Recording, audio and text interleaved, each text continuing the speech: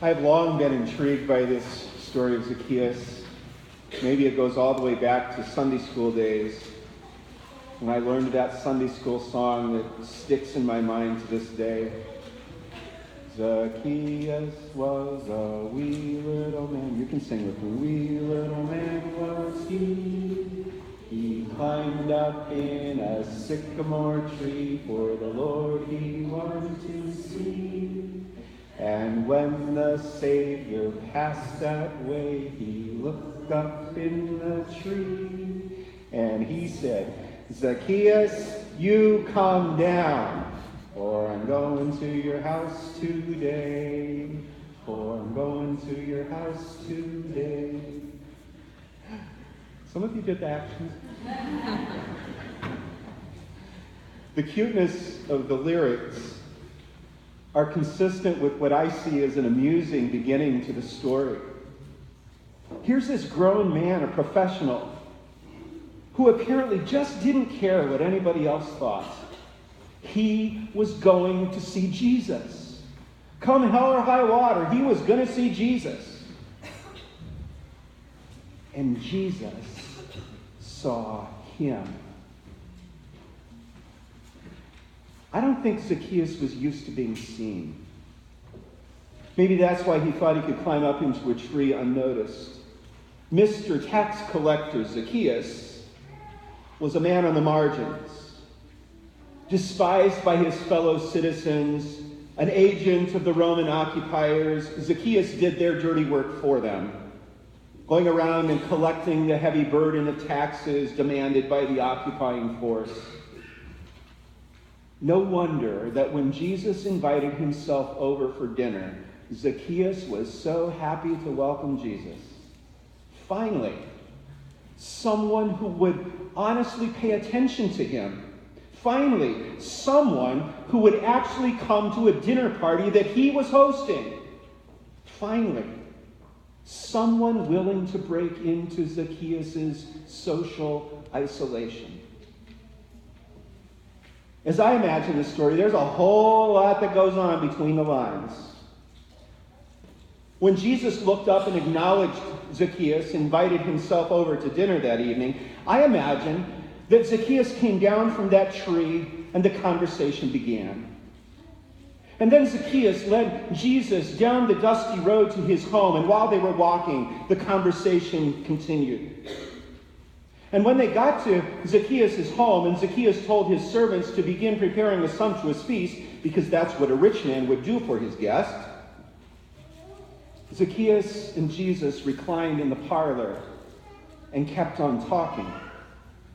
And by the time they got to dinner and had already shared a few glasses of wine, the conversation and the dialogue, the back and forth of sharing stories, in that time, a relationship had developed. And this marginalized man, this man who lived on the edges of the social order, had now come into the center of Jesus' love. As Luke tells us, salvation came to that house that day. We know the story, so it doesn't really surprise us that there's a happy ending. But I invite you to ponder the story more deeply for a moment. Zacchaeus got the God that we would not expect. Jesus did not do what others expected of him. It would be unthinkable for the Messiah to have dinner with a dishonest, thieving agent of the occupying force.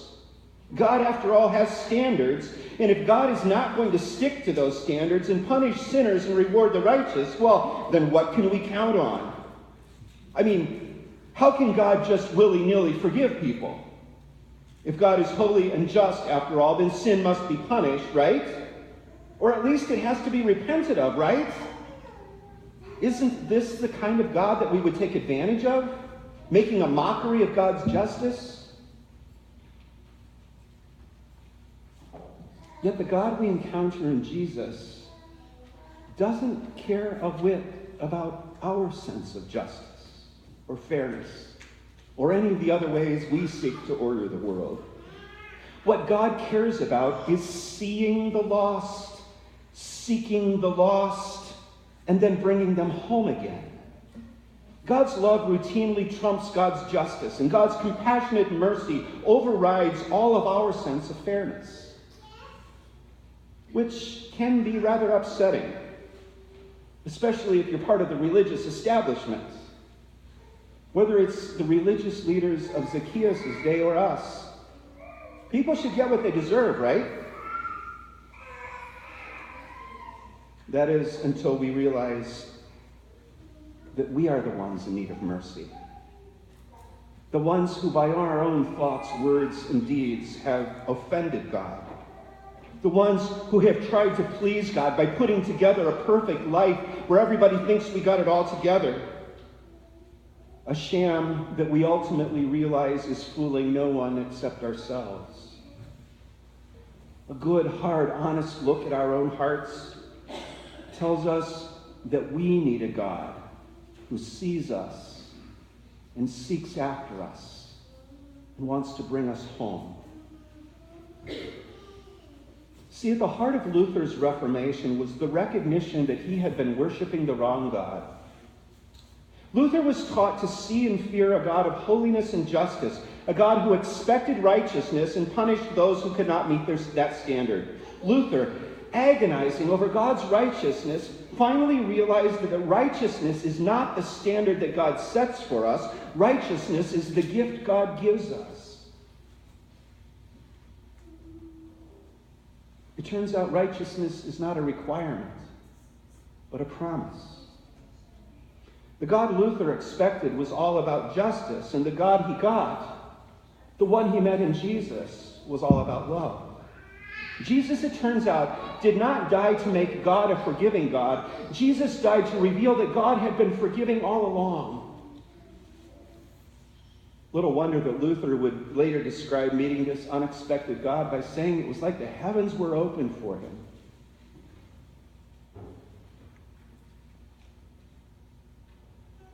The Reformation truth is that the very center of all things is a welcoming God.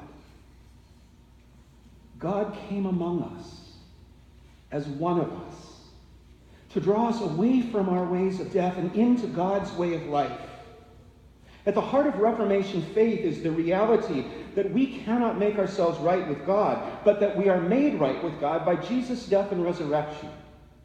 Jesus' death and resurrection are the ultimate expression of God's deep, abiding, and faithful commitment to us. And because we are loved, we need not worry about earning God's favor. And so we can settle into a way of living and loving that makes space to welcome others and to listen to others. That's why we seek to make our church and our lives a place where we listen more than talk, where we make space to hear the ones whose voice gets drowned or shouted out, and where we find ways to invite others into the welcoming love of Jesus. A few weeks ago, David Brooks, the New York Times columnist, wrote a column about his friends David and Kathy.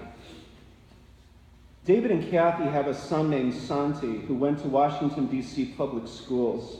And Santi had a friend who sometimes went to school hungry.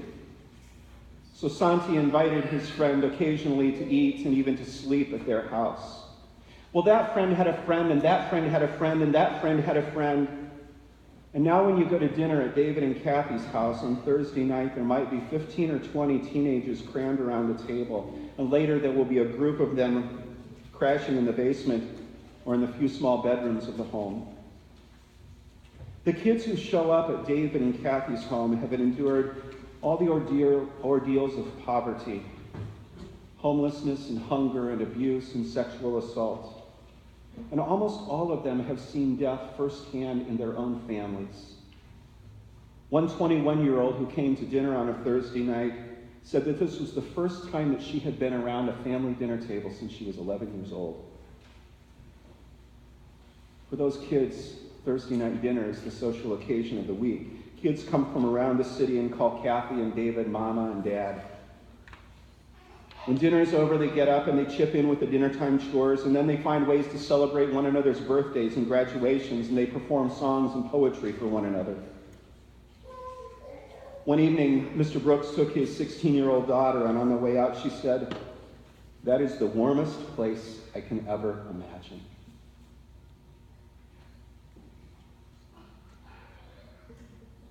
That is an image of the kingdom. It is an embodiment of the way God is with us, inviting us to his table where we find warmth and acceptance. And then we are sent from this place to become the embodiment of the gospel for others, so that as we have been sought out, we will seek others. As we have been loved, we will love. As we have been listened to, we will listen to others. And as we have been welcomed, so we will find ways to welcome others into our lives. If there is anything to celebrate on this 500th anniversary, the beginning of the 500th anniversary year of the Reformation, it is this. As in the encounter with Zacchaeus, God is always at work reforming our hearts.